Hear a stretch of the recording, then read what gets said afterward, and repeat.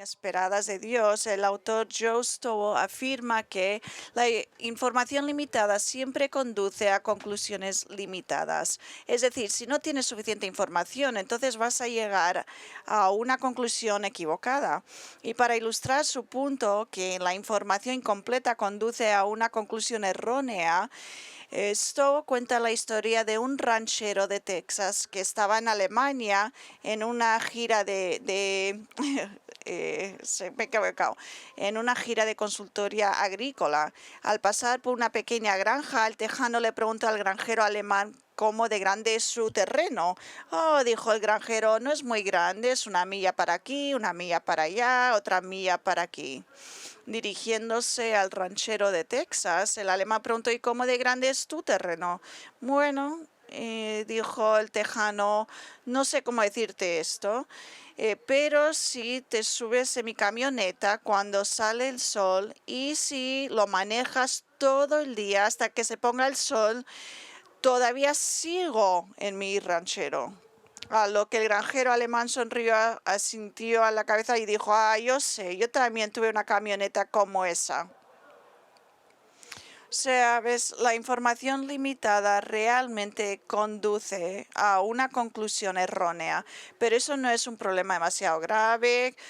Cuando se habla de granjas y camionetas, eso no importa, pero sin embargo puede ser eternamente trágico llegar a una conclusión errónea sobre el cristianismo basado en la información limitada, especialmente en lo que se respeta a la resurrección de Jesucristo. Y es porque según el Nuevo Testamento la resurrección de Jesús es sin duda el fundamento del cristianismo.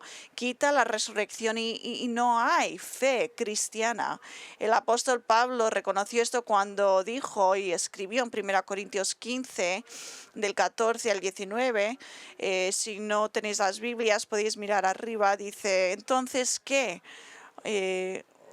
Oraré con el espíritu, pero también oraré con el entendimiento, porque él está diciendo que es de otra manera si bendices solo el espíritu, perdonan, si los muertos no han resucitado, porque si los muertos no han resucitado, entonces Cristo no ha sido resucitado, tu fe no vale para nada y sigues en tu pecado. Y aquellos que siguen dormidos, los que han muerto, han muerto. Si tenemos esperanza en Cristo en esta vida, solo todos los hombres debemos de tener pena. Pablo dijo que si la resurrección de Cristo no es verdadera, si tienes fe, entonces nuestra fe no vale para nada, porque aún sigues en el estado de pecado sin perdón. Y aquellos que han muerto creyendo que eran salvos y de camino al cielo, ahora están en el infierno. Por lo tanto, somos un pueblo digno de lástima, porque hemos depositado nuestros destinos eternos en una mentira. Pero las buenas noticias es que la resurrección de Cristo sí que es verdadera, realmente sucedió, y sin embargo, hay muchas personas que continúan rechazando el cristianismo, en parte porque no tienen la información correcta sobre la resurrección de Jesús de entre los muertos. Y así han concluido erróneamente que el cristianismo es falso, porque piensan que la resurrección fue un engaño, una historia inventada, como dice Pedro, una fábula ingeniosamente ideada, un mito inventado por los discípulos desesperados de Cristo. Y si uno hace esos tipos de suposiciones basadas en información defectuosa y limitada sobre la resurrección de Jesús, entonces concluirá que no hay nada en la Biblia, que no hay nada de verdad en la Biblia y nada en Cristo, que todo es tonterías. Y eso es precisamente porque la iglesia primitiva hizo todo lo posible para enfatizar la resurrección de Cristo.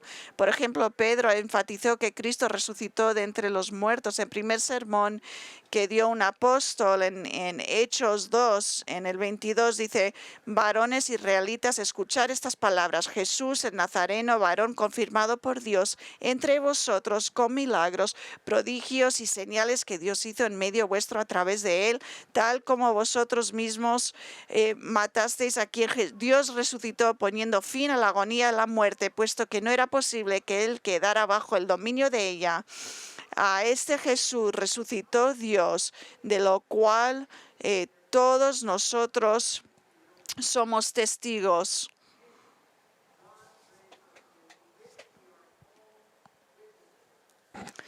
El primer sermón del apóstol Pablo, el primer sermón de Pablo como misionero cristiano nuevo pronunció este servicio en una sinagoga, también habló de la resurrección de Cristo en Hechos 13, en el 29.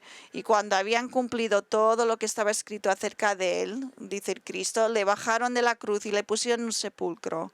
Pero Dios le levantó de entre los muertos y por muchos días se apareció a los que habían subido con él de Galilea a Jerusalén, los cuales ahora son sus testigos ante el pueblo. Ahora, debemos entender algo muy importante acerca de los escritores y predicadores del Nuevo Testamento. Estos testigos para la gente como Pablo, cuando se trataba de la resurrección de Cristo, estos testigos no solo predicaban que el Señor había resucitado entre los muertos, lo hacían, pero no solo eso, sino noten esto, dieron razones tangibles para creer que era verdad y que la resurrección de Cristo no era un engaño. Por lo tanto, esta mañana, siendo el domingo de Pascua, me gustaría tomar un descanso en nuestro estudio, el Evangelio de Lucas, para ver la forma en que otro escritor del Evangelio, llamado Marcos, cómo da su relato de la resurrección de Cristo. Porque basado en la información en que Marcos escribe sobre la resurrección de Cristo, es obvio que su intención es darnos completa seguridad y certeza absoluta de que este evento ocurrió. Verá, Marcos, como los otros tres escritores de los evangelios, tenía un propósito específico en mente al presentar la vida y el ministerio de Cristo. Quería mirar esto, que sus lectores incrédulos se convirtieran en creyentes en Jesucristo. Y así, cuando se trataba del evento de la resurrección de Cristo, Marcos tuvo mucho cuidado al presentarlo de una manera que ayudaría a convencer a sus lectores de que Jesús realmente estaba vivo. Y la forma en que Marcos hace esto es disponiéndonos tres razones específicas para creer con certeza que Jesucristo fue resucitado de los muertos. Ahora, como acabo de mencionar, el propósito de Marcos a presentar ciertos temas relacionados con la resurrección de Cristo era evangelístico, es decir, quería a los que no eran creyentes ver la evidencia clara de la resurrección para que se convirtieran en cristianos. Entonces, si tú no eres un verdadero cristiano, uno que ha pedido perdón en sus pecados y tiene fe en Jesucristo, si no eres creyente verdadero y no estás seguro de si Cristo resucitó o no, esta mañana a lo mejor estás aquí porque es el día de Pascua, pero no estás convencido si Jesús de verdad ha resucitado en la muerte o no, esta mañana vas a ver, vas a leer, vas a ser presentado con unos argumentos muy buenos y razones muy buenos de cómo Jesucristo realmente resucitó de entre los muertos y te llama a creer en Él como tu Señor y Salvador. Pero si ya eres creyente, entonces este estudio también te va a beneficiar porque fortalecerá tu fe, dándote mayor confianza en lo que has creído acerca de Jesús y te adelantará el recordarte que Jesucristo está vivo y vitalmente en tu vida y tiene todo el derecho de estar en tu vida porque Él es Señor y Maestro. Eso es lo que dice en Romanos 14, 9. Uno de mis versículos preferidos dice, porque para esto Cristo murió y volvió a vivir, para ser Señor tanto de los muertos y de los vivos. Y así, ahora que estamos estudiando este texto, vamos a ver que la primera razón por la que Marcos da para creer con certeza que Cristo resucitó entre los muertos es porque la piedra fue rodada. En Marcos 16:1, pasado el día de reposo, María Magdalena, María, la madre de Jacobo y Salomón compraron especies aromáticas para ir a ungirle. Ahora, cuando Marcos cerró el capítulo 15, era un viernes por la tarde, Jesús había muerto sobre las 3 del mediodía y José, el discípulo de Jesús, un miembro de la cónsola que había sido parte de los que habían matado a Jesús, le estaban apretando para que enterraran a Jesús antes de la puesta de sol. Pensar que el día empieza el viernes por la noche, era el primer día de reposo, empieza los viernes por la tarde.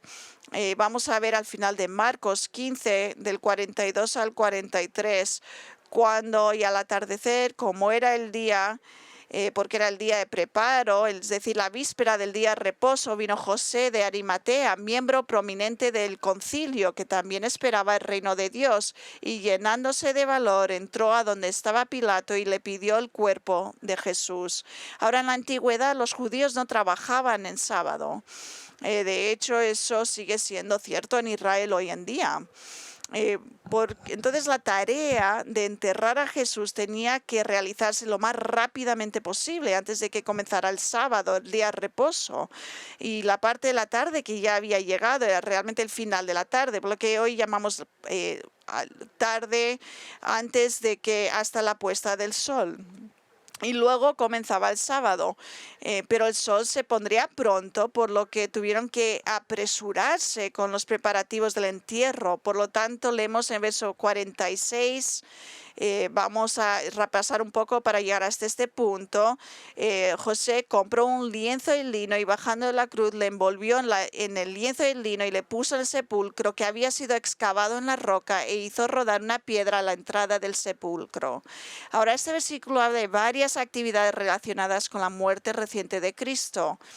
La cruz de Jesús siendo bajada y puesta en el suelo, los clavos arrancados de sus muñecas y pies y las cuerdas desatadas. José de Arimatea envolvió entonces el cuerpo de Jesús en una sábana limpia y, según el Evangelio de Juan, con la ayuda de Nicodemo, otro discípulo del concilio judío, llevaron rápidamente al Señor a una tumba donde prepararon su cuerpo para ser enterrado, encerrándolo en envolturas de lino con especias, y luego colocaron su cuerpo en la tumba y finalmente hicieron rodar una gran piedra para cubrir la entrada en la tumba.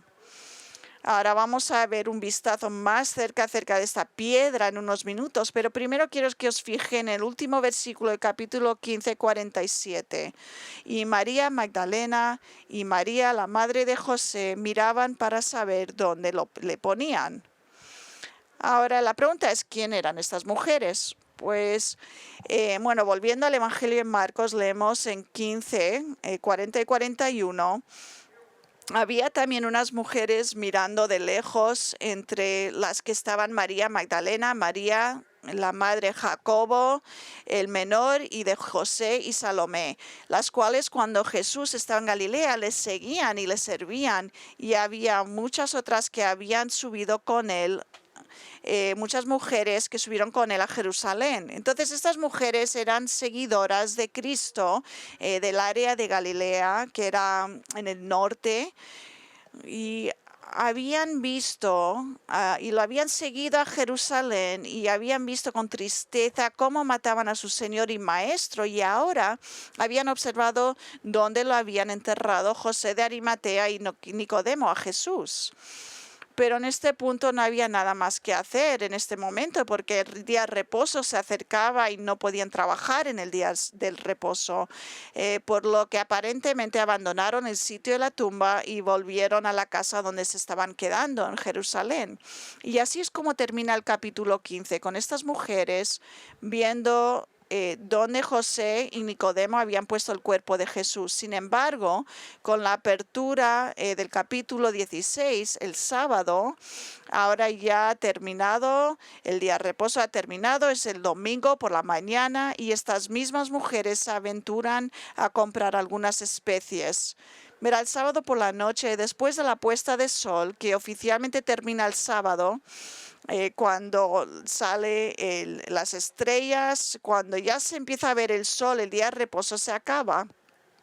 Y entonces habían tiendas que ya estaban abiertas y eso sigue incluso, sigue siendo hoy, que en cuanto sube el sol abren las tiendas. ¿Y por qué estas mujeres compraron especies, como nos dice Marcos? En el versículo, en el capítulo 10 nos dice, para ir a ungirle.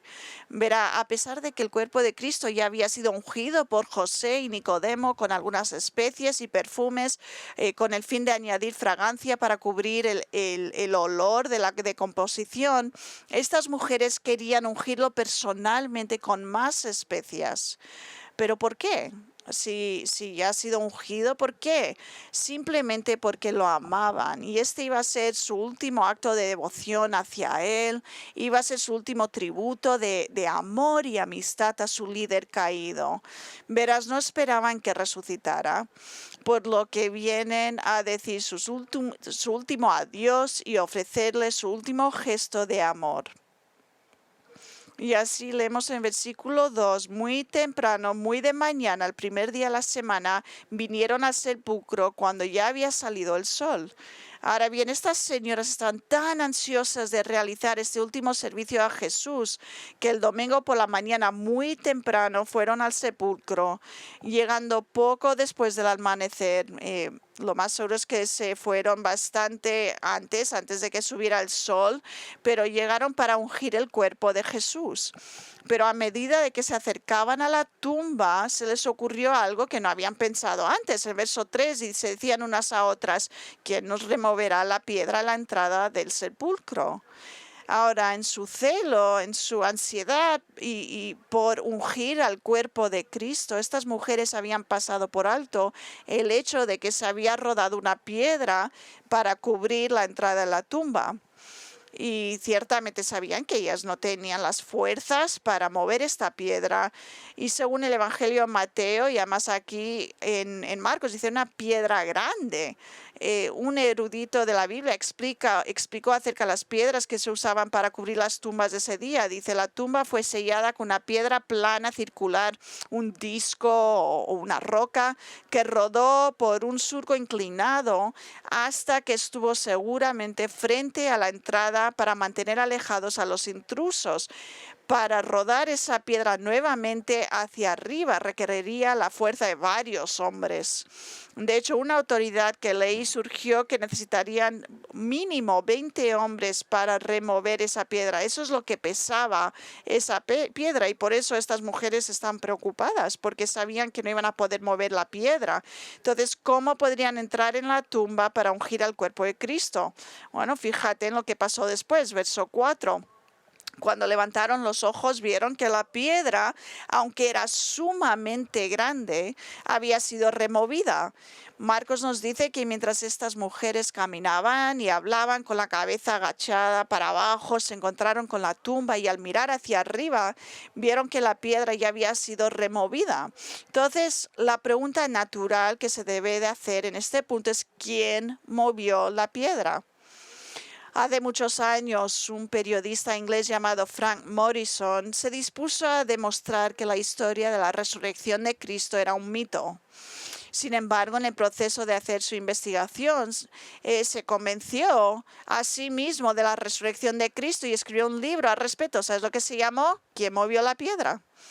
En su libro, Frank Morrison escribió estas significativas palabras. Él dijo, la piedra es el único testigo silencioso e infalible de todo el episodio. Deja que lo lea. La piedra es el único testigo silencioso e infalible de todo el episodio. Ahora, ¿por qué es la piedra un testigo tan importante de la resurrección de Cristo? Bueno, porque si un grupo desconocido de personas removieron la piedra, entonces tal vez también hubieran quitado el cuerpo de Cristo y haciendo ver que él había resucitado. Entonces, ¿quién podría haber quitado la piedra? Bueno, aquí hay algunas de las posibilidades que se han sugerido a lo largo de los años. En primer lugar, algunos han pensado que quizás José de Arimatea movió la piedra. Pero sin embargo, la piedra era tan grande que se habrían necesitado varios hombres para rodarla por el surco. Pero digamos por el bien del argumento que Jesús reclutó, llamó a algunos incrédulos para que lo ayudaran a mover la piedra y sacar el cuerpo de Cristo de la tumba. Ciertamente más tarde, cuando la gente comenzó a creer que Cristo resucitó de entre los muertos, uno de ellos diría seguramente lo han expuesto como un engaño y admitido que lo habían hecho, pero nadie nunca se presentó. Nadie admitió que habían tomado parte de tal esquema. En toda la historia del mundo, nadie confesó que eso había pasado. Y eso hubiera ocurrido. Y si fue un grupo de creyentes, y si hubiera sido un grupo de creyentes en Jesús a los que José llamó, entonces pues nunca habrían sufrido persecución por algo que sabían que era falso. Y entonces podemos eliminar esa teoría, porque nadie va a ser torturado por algo que es falso. A lo mejor aguantamos por la verdad y nos torturan por la verdad, pero cuando es una acusación falsa, no hubieran durado sin confesar que lo habían hecho ellos. O sea que no, esa historia no cuela. O sea, hay otros que sugieren que tal vez fueron los discípulos del Señor quienes quitaron la piedra y quitaron su cuerpo, pero eso tampoco tiene ningún sentido. Porque el Nuevo Testamento presenta a estos hombres demasiado asustados en este momento para hacer algo que hubiera interferido con las autoridades romanas. Tenían tanto miedo de los romanos. Recuerde que estos hombres habían huido de la escena cuando arrestaron a Jesús. Ninguno se quedó. No estaban dispuestos a enfrentarse a los soldados romanos, pero eso es exactamente lo que habrían tenido que hacer si hubieran quitado la piedra y quitado el cuerpo de Cristo. Deja que te demuestre. En Mateo 27, en el 62, dice, al día siguiente, que es el día después de la preparación, se reunieron ante Pilato los principales sacerdotes y los fariseos y le dijeron, Señor, nos acordamos que cuando aquel engañador aún vivía, dijo, después de 3 días resucitaré. Por eso ordena que el sepulcro quede asegurado hasta el tercer día. No sea que vengan sus discípulos, se lo roben y digan al pueblo, ha resucitado de entre los muertos y el último engaño será peor que el primero. Pilato les dijo, una guardia tenéis. Había soldados ahí, id, aseguradla como vosotros sabéis, y fueron y aseguraron el sepulcro y además de poner la guardia, sellaron la piedra. Ahora este sello probablemente era un hilo extendido sobre la piedra y sellado en cada extremo. Para quitar la piedra significaría romper el sello y como resultado incurrir la ira del Imperio Romano. Eso era un crimen capital, alterar un sello romano. Y la pena no solo era muerte, sino que era muerte por crucificación al revés. No quieres enfrentar a los sellos de los romanos. En este momento de sus vidas hubieran sido impropio de los discípulos, de su carácter, del Señor, que hicieran algo tan valiente como esto. Como dije, estos eran hombres temerosos en este momento de su vida, hombres intimidados, escondidos detrás de las puertas cerradas en la ciudad de Jerusalén, terriblemente temerosos de las autoridades judías, sabiendo que les iban a arrestar en cualquier momento. Y aquí hay otra cosa importante que deben de saber. Mateo 28:11. Y mientras ellas iban, he aquí, esto es después de la resurrección, he aquí algunos de la guardia fueron a la ciudad e informaron a los principales sacerdotes de todo lo que había sucedido. Y después de reunirse con los ancianos y deliberar con ellos, dieron una gran cantidad de dinero a los soldados, diciendo: decir esto, sus discípulos vinieron de noche y robaron el cuerpo mientras nosotros dormíamos. Y si esto llega a los oídos del gobernador, nosotros lo convenceremos y os evitaremos dificultades. Ellos tomaron el dinero e hicieron como se les había instruido. Y este dicho se divulgó extensamente entre los judíos hasta hoy. Ahora, lo que leemos aquí es que después de la resurrección de Cristo, algunos de los soldados que habían estado guardando la tumba regresaron a la ciudad de Jerusalén y les dijeron a los líderes lo que había ocurrido. Y estos hombres les dieron dinero a estos soldados para comprarlos, para que se inventaran una mentira, instruyéndolos para que dijeran que los discípulos de Cristo vinieron de noche mientras dormían y robaron su cuerpo. Amigos, esta es una falsedad tan ridícula que Mateo ni siquiera se molesta en refutarla. Y es ridículo porque ¿qué juez te creería si dijeras: mientras yo dormía, mi vecino entró en mi casa y robó mi televisión? ¿Quién sabe lo que sucede mientras duermen? Nadie. Estás durmiendo. Nadie sabe lo que ocurre cuando estás durmiendo. O sea, esto no tiene sentido. Si la piedra no fue removida por José de Arimatea o los discípulos de Cristo, entonces tal vez, como algunos han sugerido, fueron los soldados romanos quienes sacaron el cuerpo de Cristo. Pero eso tampoco tiene sentido por dos razones. No era legal. No era legal para ellos romper el sello de una tumba. El soldado habría sido ejecutado por esto, como cualquier otra persona. O sea, no lo iban a hacer. Y en segundo lugar, si hubieran quitado el cuerpo de Cristo, entonces una vez que sus discípulos comenzaron a predicar acerca de su resurrección de entre los muertos y la gente comenzó a creerlo, todo lo que tendrían que haber hecho es venir para aplastar tal aparente tontería. Lo único que tenían que hacer es ir a Jerusalén con el Señor, con el cuerpo del Señor y decir: no, aquí tengo el cuerpo, hemos sido nosotros. Pero no lo pudieron hacer porque no tenían el cuerpo de Jesús. Si estos hombres no eran responsables por remover la piedra y sacar el cuerpo de Jesús, entonces la pregunta sigue siendo: ¿quién movió la piedra? Porque cuando las mujeres llegaron al sepulcro, la piedra había sido removida. Bueno, Marcos no nos dice quién removió la piedra, pero otro evangelio sí que nos lo dice, en Mateo 28. En el 2, y he aquí se produjo un gran terremoto porque un ángel del Señor descendió del cielo y acercándose removió la piedra y se sentó sobre ella. Su aspecto era como un relámpago y su vestidura blanca como la nieve.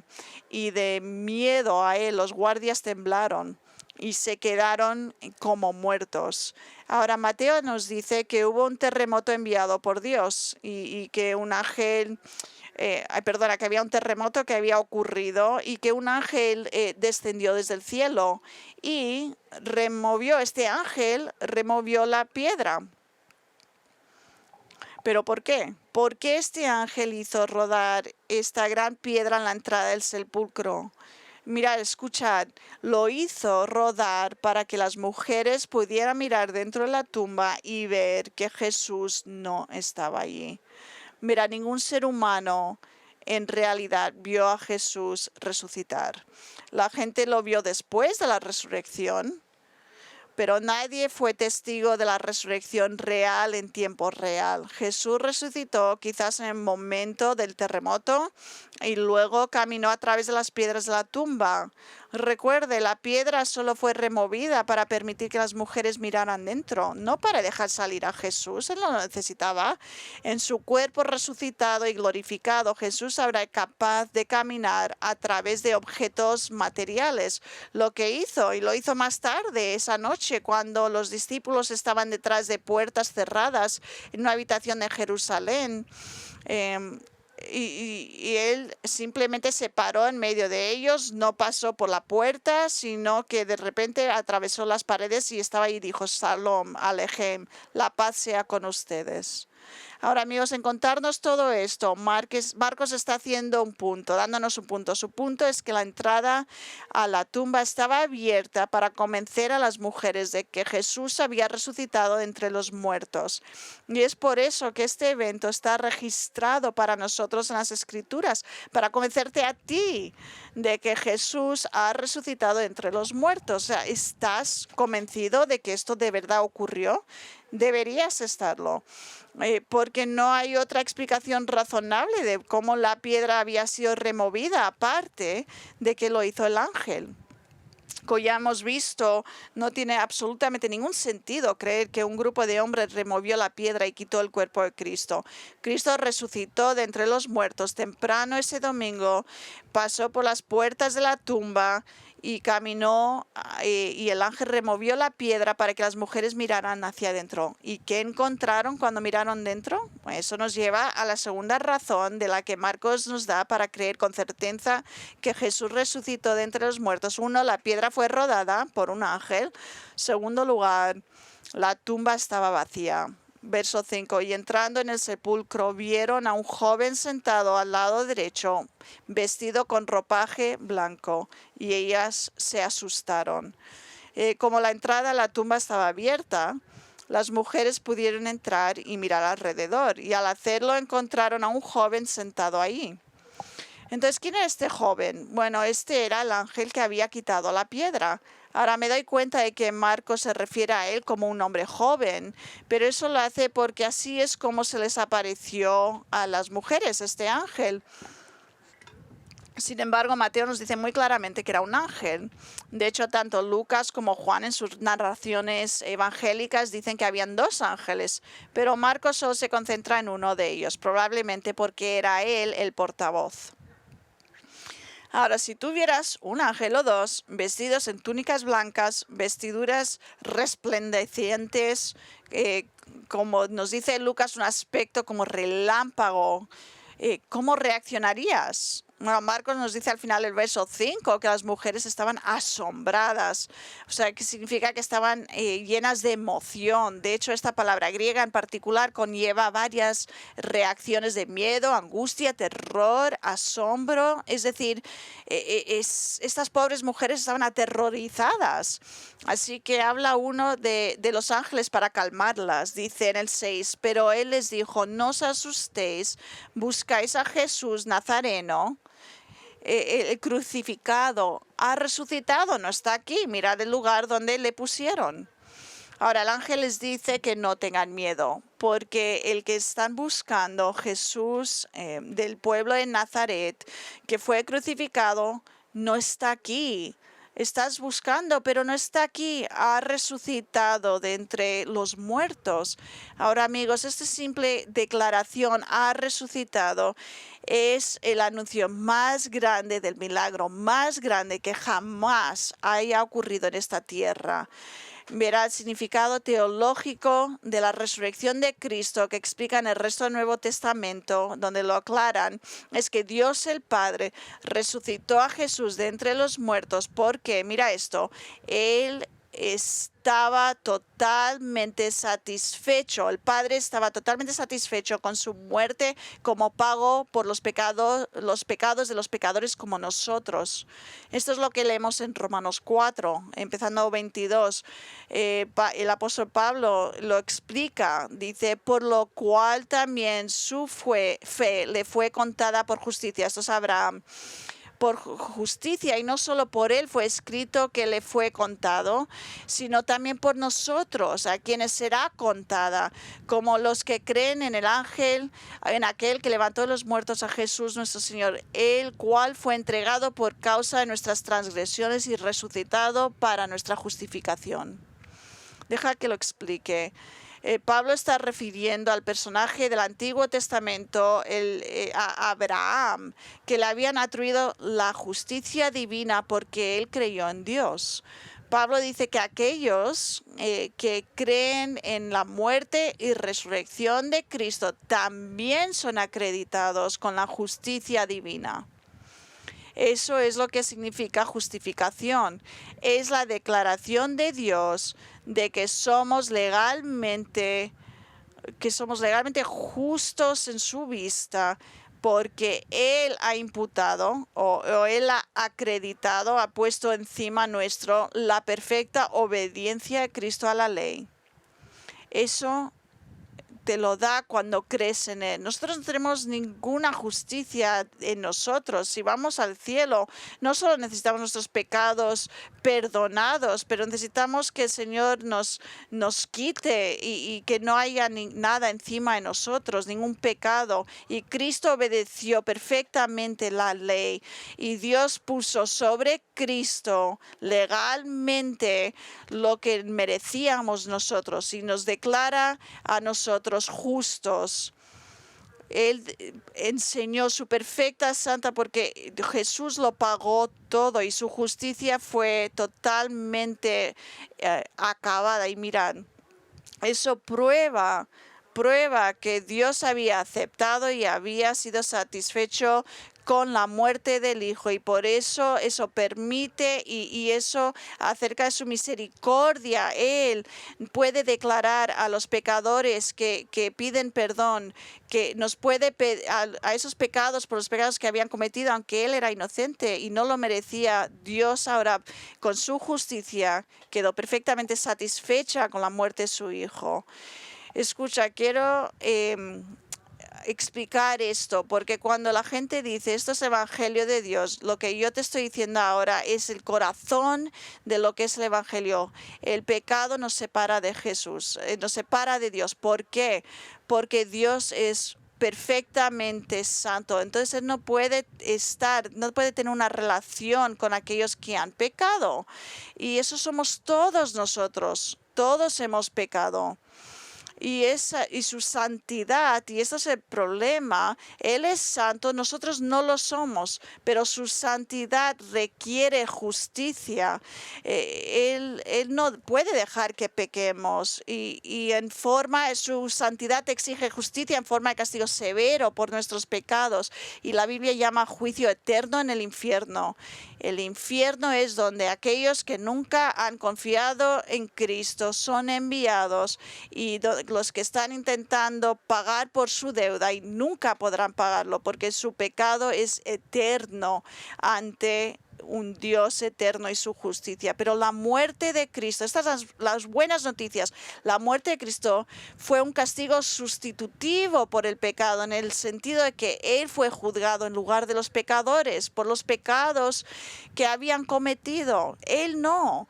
Él era inocente, era puro, no merecía el castigo, y su resurrección probó que Dios el Padre aceptó su sacrificio sustitutivo, y por lo tanto que su justicia quedó perfectamente satisfecha en la muerte de su Hijo. Mira, escuchar, la resurrección de Cristo es fundamental para el mensaje del Evangelio. No es algo que podemos añadir. Eso es el centro, y es crítico que creamos en que Él realmente resucitó de entre los muertos, y es crítico que las mujeres en la tumba estuvieran también convencidas de su resurrección. Y así observe cómo el ángel lo que hace un esfuerzo el ángel para asegurarse y asegurar a las mujeres de que Cristo realmente había resucitado de la muerte. Dice en el verso 6, he aquí está el lugar donde lo pusieron. Lo que esto significa es que el ángel señala a la ranura cortada en la roca donde se había colocado el cuerpo de Jesús, y dice, mirad ustedes mismas, está vacía la tumba, mirad. Su cuerpo no está allí, ha resucitado, y 2000 años después la tumba vacía todavía nos asegura de la resurrección de Cristo. Entonces, la próxima vez que alguien le diga que no cree en la resurrección de Cristo, pregúntele, entonces, ¿qué pasó con el cuerpo de Jesús? ¿Por qué la tumba estaba vacía? Y si dicen, pues alguien o un grupo quitó el cuerpo de Cristo, pregúnteles, ¿y cómo fue posible? ¿Cómo sería posible eso? Ya que los incrédulos nunca produjeron su cuerpo, y los creyentes de ese día fueron perseguidos y torturados y murieron por la verdad de la resurrección, y ciertamente no lo harían si hubiera sido mentira, lo hubieran confesado. Y ahora, hasta ahora, Marcos nos ha dado dos razones para creer con certeza que Cristo resucitó entre los muertos. La piedra fue rodada y la tumba estaba vacía. Pero hay una tercera razón por la que Marcos da para creer con certeza que Cristo resucitó de los muertos. El Señor se apareció a sus discípulos. Mientras continuamos mirando Marcos 16, vemos que no solo el ángel les dijo a las mujeres acerca de la resurrección de Cristo, sino que también tenía un mensaje para que se lo llevaran a los apóstoles. En el 7 dice, pero id, decir a sus discípulos y a Pedro, él va delante de vosotros a Galilea, ahí le veréis, tal como os dijo. Ahora, esto es realmente un mensaje bastante reflexivo y considerado. El Señor a sus discípulos, verás, en este momento estaban muy dolidos porque se pensaban que Jesús estaba muerto y estaban tan tristes y Jesús quería que supieran que no estaba muerto, que estaba vivo y que se encontraría con ellos en el norte de Israel, en Galilea. Ahora, esta no es información nueva. En teoría ya lo sabían porque Jesús les había dicho la noche que la habían arrestado. Antes de arrestarlo, Jesús les dijo en Marcos 14, 27, y Jesús les dijo, todos vosotros os apartaréis, porque está escrito aquí, heriré al pastor y las ovejas se dispersarán. Pero después de que yo haya resucitado, iré delante de vosotros a Galilea. Entonces Pedro le dijo, aunque todo sea aparte, yo sin embargo no lo haré. Y Jesús le dijo, en verdad te digo que tú hoy, esta misma noche, antes de que el gallo cante 3 veces, me negarás 3 veces. Pero Pedro con insistencia repetía, aunque tenga que morir contigo, no te negaré. Y esto es lo que nos olvidamos. Y todos decían también lo mismo. A pesar de su intentando ser bravos y fuertes, todos negaron a Jesús, todos se escondieron. Pero en lugar de reprenderlos por su falta de fe, el Señor les dio un mensaje de esperanza y de seguridad y les prometió que los volvería a ver en Galilea, a todos ellos, incluyendo a Pedro, que lo había negado. Entonces, ¿cómo sabemos hoy que Jesús está vivo cuando no podemos verlo físicamente? Bueno, sabemos que está vivo porque los hombres que sí que lo vieron nos lo dijeron, que Él apareció delante de ellos no solo una vez, sino muchas veces entre el momento de su resurrección y el momento de su ascensión al cielo. Unos 40 días pasó. Esto es lo que nos dice Hechos 1:3. A estos también se presentó vivo después de haber padecido con muchas pruebas convincentes, apareciéndoseles durante 40 días y hablándoles del reino de Dios. El apóstol Pablo presenta estas apariciones de Jesús como argumento para defender la resurrección. Esto es lo que dice en 1 Corintios 15, 5 al 8. Que se apareció a Cefas, es otro nombre para Pedro, y después a los 12. Luego se apareció a más de 500 hermanos a la vez, la mayoría de los cuales viven aún, pero algunos ya duermen, ya se habían muerto. Después apareció a Jacobo, luego a todos los apóstoles y al último de todos, como uno nacido fuera de tiempo, se me apareció también a mí. Ahí también Jesús apareció a Pedro. Ahora bien, ¿cómo pueden ser estas apariencias? ¿Cómo podemos explicar estas apariencias? Bueno, no se puede, pero eso no ha impedido a algunos que lo intenten. Algunos de verdad quieren intentar demostrar que era mentira. Ha habido quienes han especulado que los discípulos de Cristo sufrieron alucinaciones, en el sentido de que simplemente pensaron que habían visto a Jesús porque estaban tan angustiados emocionalmente, pero que de verdad no lo vieron. Era todo alucinaciones. Es posible que un individuo pueda alucinar e imaginar que ha visto algo que no es real. Eso sí que es posible, pero lo que no es posible es que 500 personas a la misma vez tengan la misma alucinación. Eso no es posible. Eso es más allá del reino de la posibilidad. Y además las personas que son propensas a las alucinaciones tienen estas alucinaciones porque desean algo tan intensamente que algo sea real, que imaginan que es real. Pero la gente que vieron a Cristo, todos creían que estaba muerto. y tuvieron que ser persuadidos, convencidos de que estaba vivo. Mira, pensar en el que llamamos a Tomás. No quería creer, María Magdalena y todos los demás discípulos. Entonces, a ver, nosotros no podemos ver a Cristo físicamente hoy. ¿Y por qué? Porque está en el cielo y nosotros estamos aquí, pero sabemos que sigue vivo porque testigos lo han visto. Marcos 16, 8 dice, y salieron ellas, las mujeres, huyeron del sepulcro porque un gran temblor y espanto se había apoderado de ellas y no dijeron nada a nadie porque tenían miedo. Ahora, lo que nos están diciendo aquí es que después de que el ángel les habló a estas mujeres, ellas abandonaron el área, la tumba, y sin palabras, no podían ni hablar, con temor y alegría mientras corrían para contarles a los hombres acerca de la resurrección de Cristo. Y estos hombres, siendo los apóstoles, han escrito en la palabra inspirada de Dios en el Nuevo Testamento que realmente vieron a Jesucristo vivo después de que estuvo muerto. Ahora, tú y yo no vamos a ver a Jesús hasta que lleguemos al cielo. Pedro incluso insiste en decirnos que aunque no lo hemos visto todavía, lo amamos. Pedro nos reconoce que no lo vamos a ver ahora, pero si no podemos verlo, pero los que sí que lo habían visto, los testigos que lo habían visto, nadie habló de Pedro, nadie habló de Juan, ¿por qué debemos creer que resucitó de entre los muertos? La respuesta a esa pregunta vamos a mirar en Juan 20, del 24 al 31. ¿Por qué debemos creer que ha resucitado? No lo vemos, no vemos a Jesús. ¿Por qué debemos creer en Él? Dice 24, Tomás, uno de los 12, llamado el Dídimo, no estaba con ellos cuando Jesús vino. Entonces los otros discípulos decían, hemos visto al Señor, pero él les dijo, si no veo en sus manos la señal de los clavos y meto el dedo en el lugar de los clavos y pongo la mano en su costado, no creeré.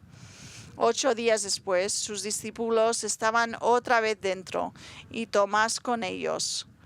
Y estando en las puertas cerradas, Jesús vino y se puso en medio de ellos. Recordad, no picó a la puerta, sino que caminó a través de las paredes y él dijo, paz a vosotros. Luego dijo a Tomás, acerca aquí tu dedo y mira mis manos, extiende aquí tu mano y métela en mi costado y no seas incrédulo, sino creyente. Respondió Tomás, y mira lo que dijo Tomás ahora. Es el momento más bonito del Evangelio de Juan. Dice Tomás, Señor mío y Dios mío. Jesús le dijo, ¿por qué me has visto? ¿Has creído?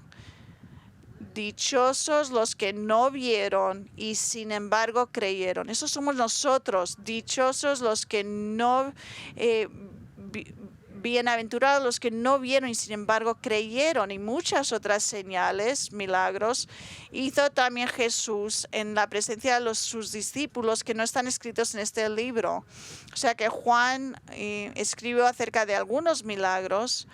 Eso, la resurrección es el milagro más grande, pero había muchos otros milagros que hizo Jesús que Juan no escribió de ellos. Y en el 31 dice, pero estas se han escrito incluyendo la resurrección, para que ustedes, para que creáis que Jesús es el Cristo, el Hijo de Dios, y para que al creer tengáis vida en su nombre. Somos llamados a creer en Jesucristo porque los que vieron la resurrección y lo vieron después de la resurrección muchas veces han escrito sobre esta evidencia en la palabra de Dios. Nosotros tenemos una fe razonable basada en la evidencia creíble de una piedra que fue rodada, una tumba vacía y las apariciones posteriores a la resurrección de Jesús a los hombres que nos ha hablado de ellas. O sea, ¿crees? ¿Crees que Jesús resucitó de entre los muertos? Sería una tontería no creer. Entonces la pregunta es, ¿estás listo para abrir tu corazón a Él y confiar en Él como tu Salvador y Señor? ¿Ves? La evidencia de su resurrección es abrumadora e irrefutable. La piedra fue removida. La tumba quedó vacía y el Señor se apareció a sus discípulos, pero se necesita más que evidencia sólida para que alguien venga a Cristo para salvación. Porque esto no es solamente saberlo intelectualmente. Si fuera así, entonces intelectualmente podríamos discutir para llegar al cielo, pero no es así, es algo espiritual. Debes ver tu necesidad de Él como tu Salvador antes de venir a Él. Debes de ver la verdad acerca de Dios. ¿Qué verdad? Que Él es santo y por lo tanto debe castigar el pecado. Él no puede dejar que el pecado no sea castigado. Si no, no sería Dios. Dios por su naturaleza es santo y su santidad necesita castigo por el pecado y tú no eres santo. Somos pecadores, nos merecemos ser castigados porque Dios es santo y lo ha declarado.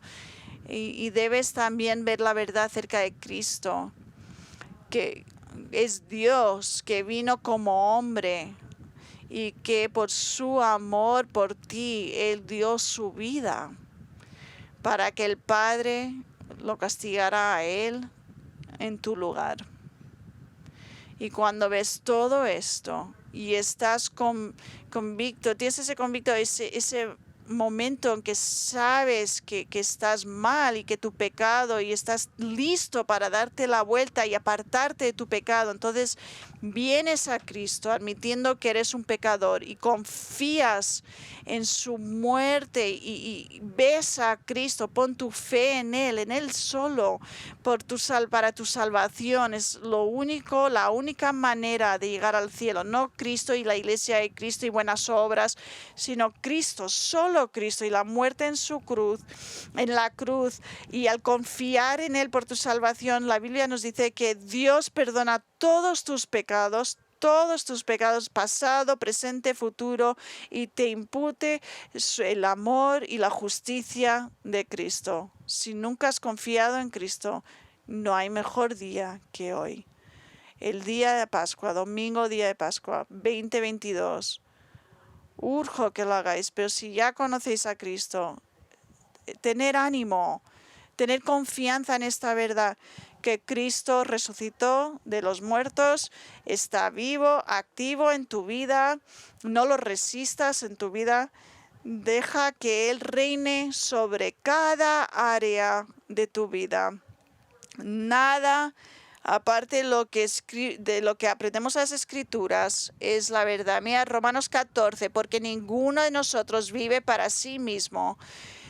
Y ninguno muere para sí mismo, pues si vivimos, para el Señor vivimos, y si morimos, para el Señor morimos. Por tanto, ya sea que vivamos o que muramos, del Señor somos, porque para esto Cristo murió y resucitó, para ser Señor tanto de los muertos como de los vivos.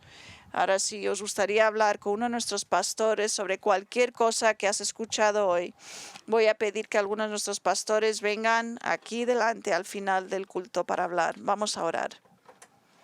Padre, de verdad te damos gracias por este pasaje, Señor. Gracias por darnos razones tan sólidas para creer que Cristo resucitó de los muertos. Señor, me doy cuenta de que esto no es algo intelectual.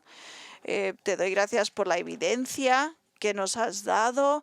Es crédulo, Señor, para poder ver que de verdad esto no es solamente intelectual, sino que es algo del corazón, Señor.